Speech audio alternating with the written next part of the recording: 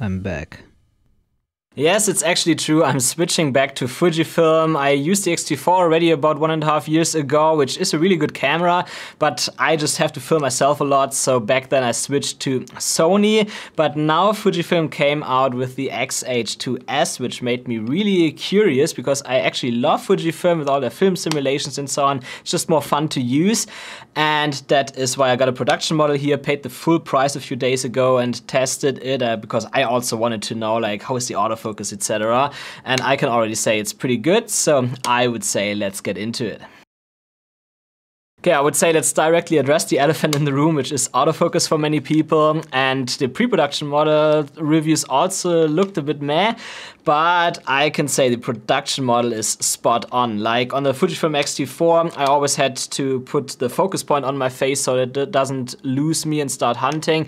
This camera does not have that. I use it in white all the time. It tracks my face perfectly, and all the footage that I got over the past few days, which is actually quite a lot, I could not see any hunting there when my face was in the shot. So perfect. And also, like while I was vlogging and so on, it did not detect any faces in trees or stuff like that as the Fujifilm X-T4 did before. So from a tracking perspective, it's perfect. I have no complaints there, and it's something that I can completely rely on, which I find super important. But I would still say that the autofocus is a little bit behind Sony or Canon, which is not because of the tracking, but because there is no single point tracking. Like, you know, on Sony cameras, for example, I can quickly press on the screen and it just detects a point and follows this point all the time. This camera can do that in photo mode, but not in video mode. And that is really something that I would like to have. It's not a deal breaker for me, but it would definitely be better to have that than not. The opposite side, I must say that the single point autofocus works really good if you just want to put it somewhere. Also, when you set it to manual focus, it directly shows you a single point, so you can quickly press the AF on button to focus wherever you want. So that works good. I actually assigned my focus change button here so that I can quickly switch between manual focus and autofocus. It's usually down here. That changed a bit with this camera, so it's something that I changed. And when it comes to autofocus, it's also that the focus transition is oftentimes a bit jumpy. Like sometimes it looks quite good, but most of the time it's a little bit too fast, and I couldn't really get rid of that with the settings. So if I want to ensure that I really get a smooth focus transition, I would still do that manually, which is actually quite good on Sony cameras because you can go into the menu and set the focus wheel response to linear, so that makes it a lot easier to acquire focus. So overall, the focus is still a little bit behind Canon and Sony, but not to a degree that it matters. And I can only say that it's super reliable, especially if you have to film yourself. Of course, important as well is also the video quality, and let's be honest, the Fujifilm X-T4 already had a super good video quality. Like I was editing videos here where I sometimes had to use some clips that I shot before on the Fujifilm X-T4, and I was always surprised how good it looked straight out of camera, and also how easy it was to color grade f-log especially. And with the X-H2S, they even improved that. They added all these new codecs now. Like I was recording a lot in HEVC All-I here in 360 Mbits mainly, but also in 720 a few shots. I will come to that in a moment. It's like in 120p. You have to do some special settings because otherwise it will look bad. And as soon as I get a CFast Express card, I will also be able to shoot in ProRes, which I really love because it makes editing videos so much faster. And in addition to that, they also introduced f-log 2, which gives you even more dynamic range. And I did a few tests a few days ago against the a7 IV and a7S III. And as I could tell there, the dynamic range is even slightly better as the a7S III, which pretty much confirms what Gerald Andan also said in his review. It's not like to a degree that it really matters. It's maybe somewhere around half a stop or so, but there is a little difference, and I like that. Like you can see the shots here right now, and you see when we have them at the same highlight level, you see that the shadows are a bit lifted, so the f-log 2 picture that you get here is a little bit more compressed. But what I found even more interesting compared to the a7 IV and a7S III is that when you look on the curtain after I color graded, that the gradients on the curtain already fall apart a little bit. Like it looks a bit mushy there, a bit pixelated. And on the Fujifilm Fujifilm X-H2S, that does not happen. And if you think it's just because the footage from the Sonys is higher compressed, this is actually not true. I recorded in the same codec everywhere, HEVC 100 Mbits, 10-bit 422 long GOP. So it's not that the Fujifilm camera had an advantage here because it uses higher bit rates or something like that. I made it equal for all cameras. And as you can see, it looks better on the Fuji. Fujifilm has a tiny bit more noise, what can easily be reduced in post, but you don't actually have to do that because it actually looks quite good. And I would rather have a little bit more noise, but therefore not having this color artifacting going on there than having the noise. And this is actually one reason also why I looked into this camera, because on Sony cameras, like sometimes when I color graded it, I even saw it in my skin tone, so it didn't look that smooth anymore. And that was probably because I always used this super high compression with XAVC-HS. And so that also made me curious about the ProRes and higher bitrates recording on this camera. But now I figured out that I could actually record in HEVC 100 Mbits and I get a cleaner or better looking image there. And when it comes to video quality, the rolling shutter performance is also super important, which is actually really good on this camera because of the stacked sensor. But it depends a little bit on the settings that you use. So if you shoot in f-log2, you get the best rolling shutter performance if you shoot in frame rates higher than 30, because in those frame rates, it basically captures a 12-bit image from the sensor, which is a bit faster than 14-bit. And 14-bit is what it captures when you shoot in maximum 30 frames per second. So you overall, because of that 14-bit, get a bit more dynamic range when you shoot in maximum 30 frames per second, but therefore a worse rolling shutter performance. And when you shoot in higher frame rates, you get better rolling shutter, but you get a bit less dynamic range. And you can also get the best rolling shutter when you simply shoot in f-log, because f-log only uses 12-bit as well. And there you can also shoot in lower frame rates, such as 24 or 30 frames per second, and you still get the best rolling shutter performance there. But then you don't get the full dynamic range that you can get when shooting in f-log2. So a little bit of a downside here, but the rolling shutter performance is still pretty good, even if you shoot in f-log2 and 24, 25 or 30 frames per second. I have the actual numbers here. So in f-log or in f-log2 with higher than 30 frames per second, you get 5.6 millisecond rolling shutter, which is actually even slightly better than on the a7S III. And this is quite impressive because the a7S III already has an insanely good rolling shutter performance. And in f-log2 below or maximum 30 frames per second, it's 10.6 milliseconds, which is also really good. It's still a bit better as the Sony a7 IV. And what's also worth mentioning about f-log2, especially when you compare it to s-log3 on Sony cameras, is that f-log2 uses the full Rec 2020 color space, which is actually a bit larger as the S-Gamut 3 Cine color space that Sony cameras use. You would probably not notice a big difference, but theoretically you get a few more colors that you can work with when you color grade your videos. But of course, it's not all good, and that especially counts for the 120p footage. You can only shoot that in a high frame rate mode, so you don't get audio with it. And I found out that the bit rates work a little bit different as it does on Sony. So on Sony, for example, when I set it to 100 Mbits in 24 frames per second and I turn S&Q on, then that means that my final video will still have 100 Mbits, and it basically records in a higher bit rate than to be able to pull all that data. But on the Fujifilm X-H2S, that works differently. So if I set my bitrate there, then it's the bitrate that it records from the sensor, and you have to divide that by 5. So what I did at first was that I used 360 Mbits in the high-speed mode, and I noticed that the 120p image actually looked pretty bad, so like super compressed, etc. And then I played a bit around. I set it to 720 Mbits, and instead of using all eye compression, I also used a long GOP HEVC codec in 10-bit 420. I think you can't choose 422 there. And I also switched from f-log2 to normal f-log, and with these settings I got the best results. Like even when I shot f-log2 with 720 Mbits, I could still see a bit of moire pattern. Like I show you a shot here now where when you look on the lens that's standing there, you see a bit of this pattern there, which looked super weird.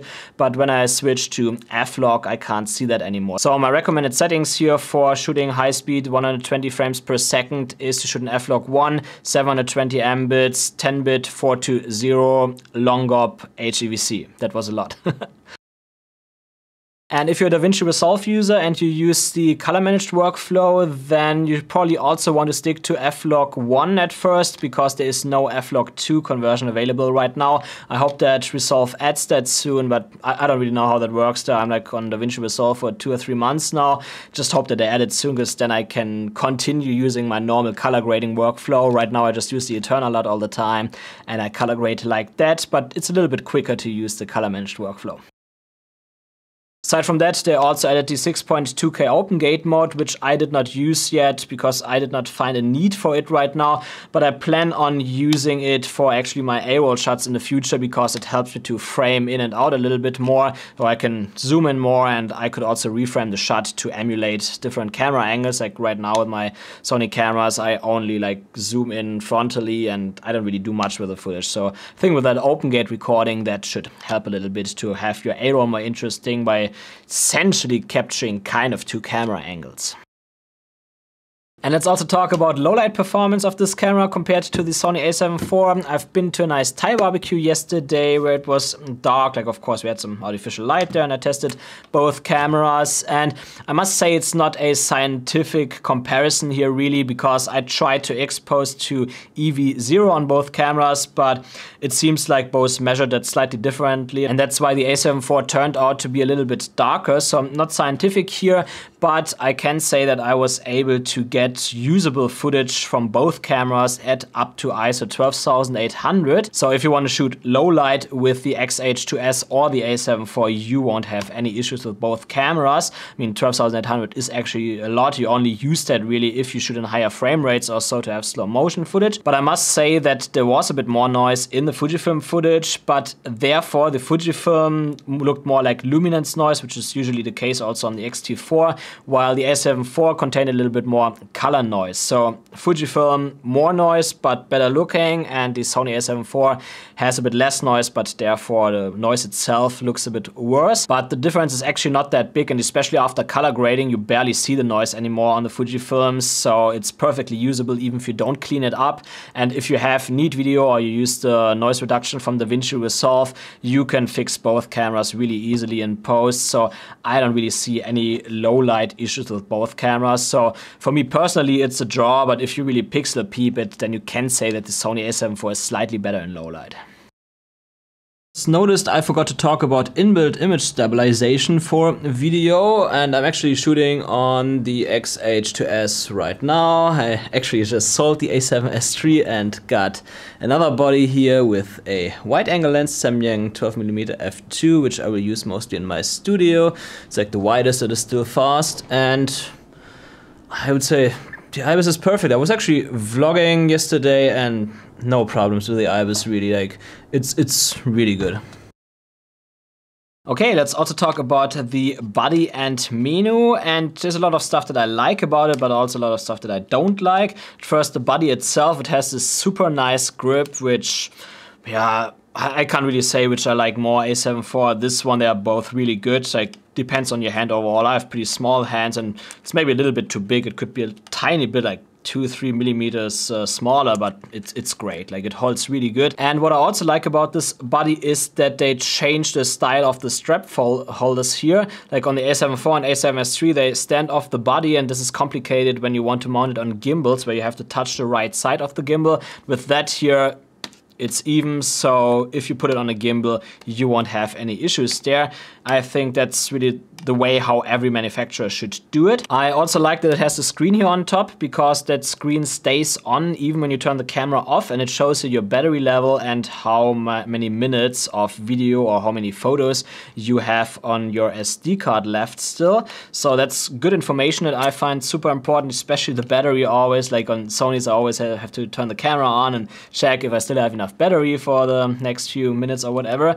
So that's great. And I also like that all these connectors here have their own doors, so if you're outside, especially when you're in the rain or so, you really have to only use one and the rest stays locked. That's great. But my next few points are actually negatives. So at first, I think that this movie and photo dial that the a7 IV has and also the X-T4 is missing here on this camera, really. I prefer that over all these custom modes here, because on these custom modes, all settings get saved. So let's say I start recording in 24 frames per second, I set my white balance, etc. And then I want to get a shot in 120 frames per second, for example, a nice slow-mo shot, then I would have to set my white balance again. Of course, it stays the same in my 24p custom profile, but as soon as I switch to the other custom profiles, I have to set the white balance again. So I essentially have to do something twice. And that was better on the a7 IV. There I could choose in the menu what stays the same and what changes. So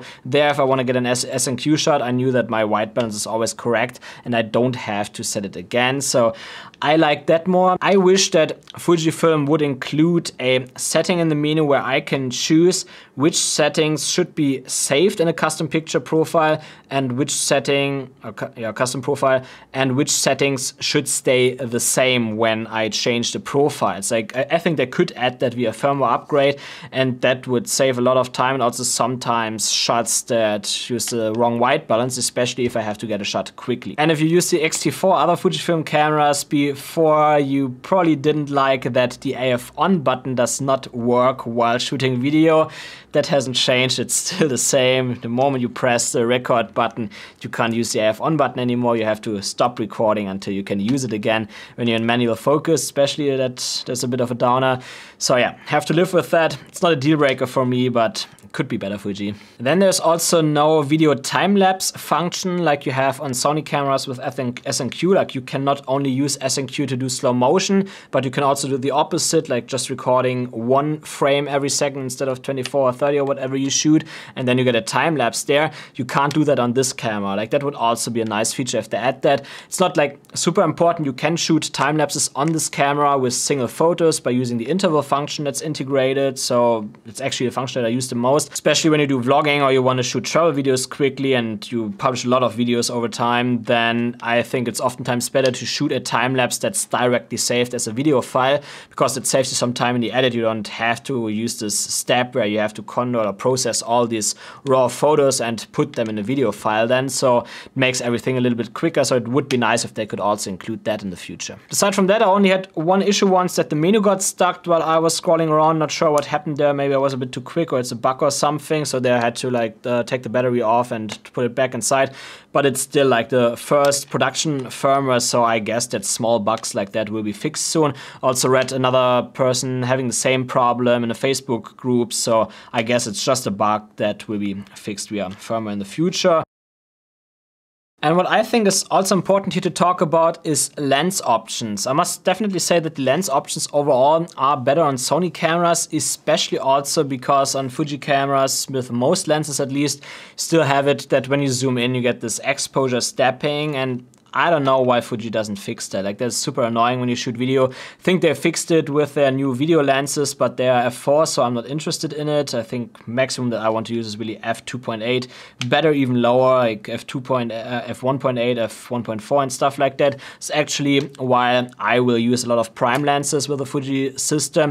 Of course, at first I got into the system now again, so I just got the 16-55 here. Also the 55-200mm is a lens that I really like. Like, it's a super nice zoom range and the lens is quite small. But I must also say that the lens options for the Fujifilm system get better and better. Like, Sigma recently released a lot of lenses. Also Viltrox now released the 13mm f1.4 lens, which I will get soon, and I'm really excited about this lens because when I shot the X-T4 1.5 years ago, the fast super wide angle lens options were actually quite limited, and so having a 30mm f1.4, so essentially around the same look as a 20mm 1.8 on Sony.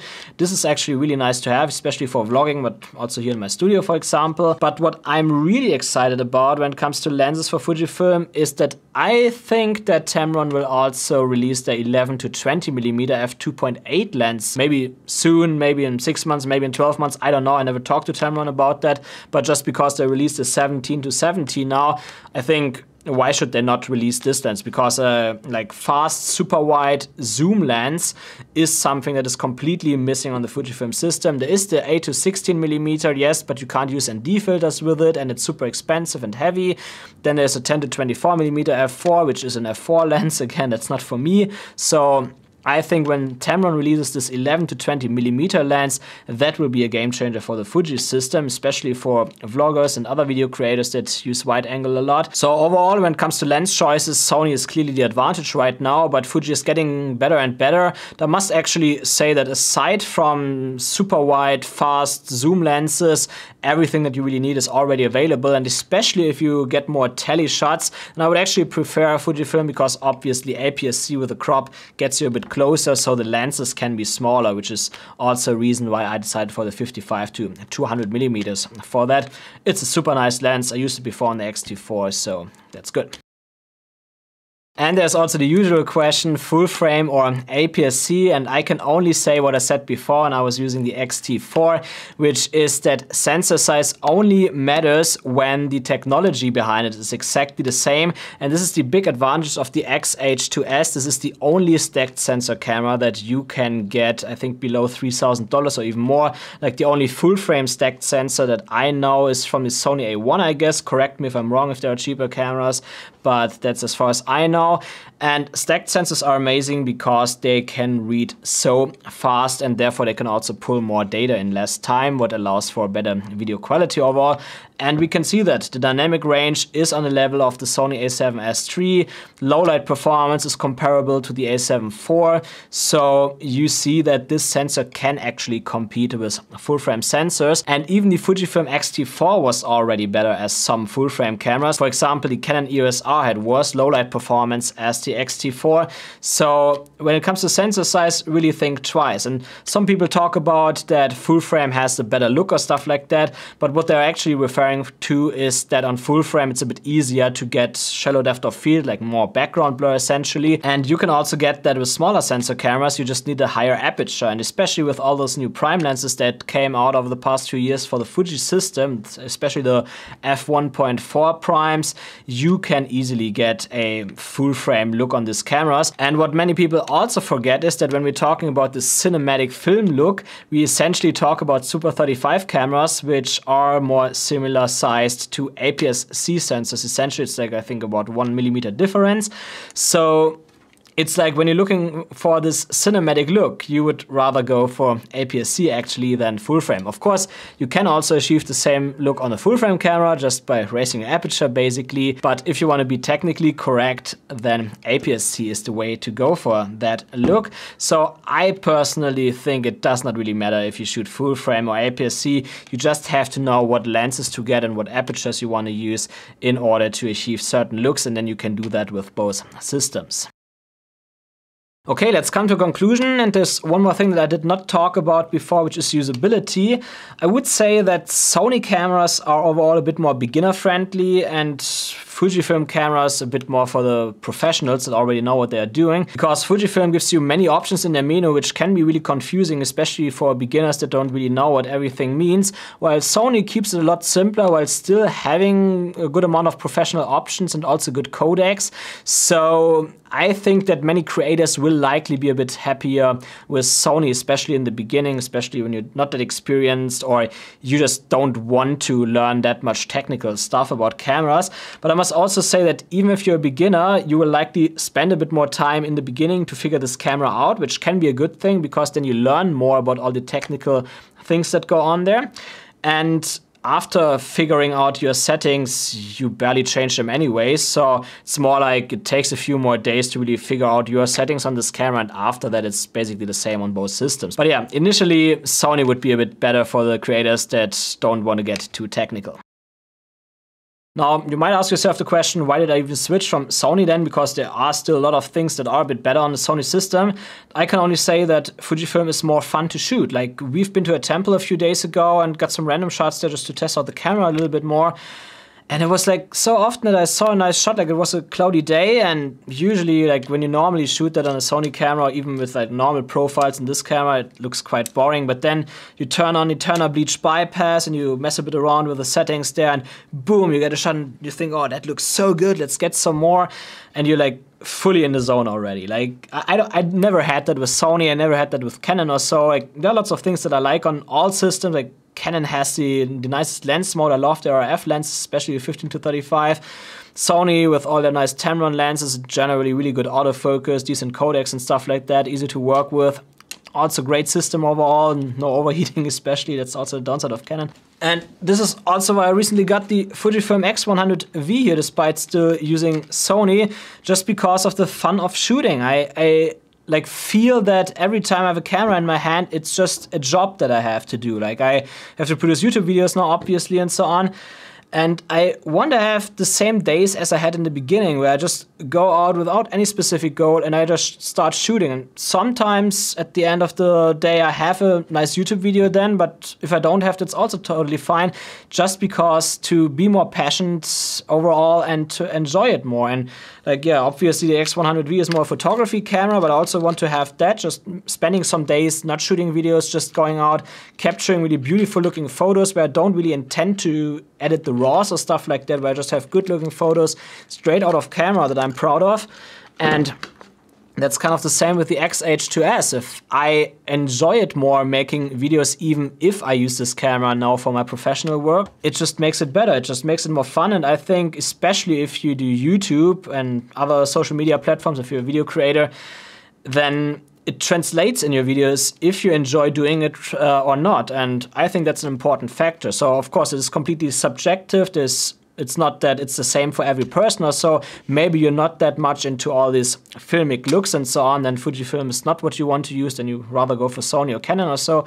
But yeah, for me, I enjoy these looks, I like these filmic styles, and that makes shooting with Fuji cameras a lot more fun.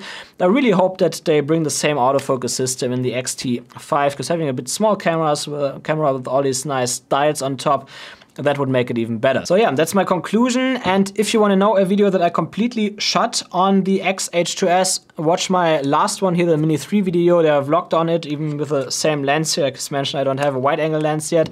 Aside from that, of course, if this video is helpful, please leave me a thumbs up and also consider subscribing.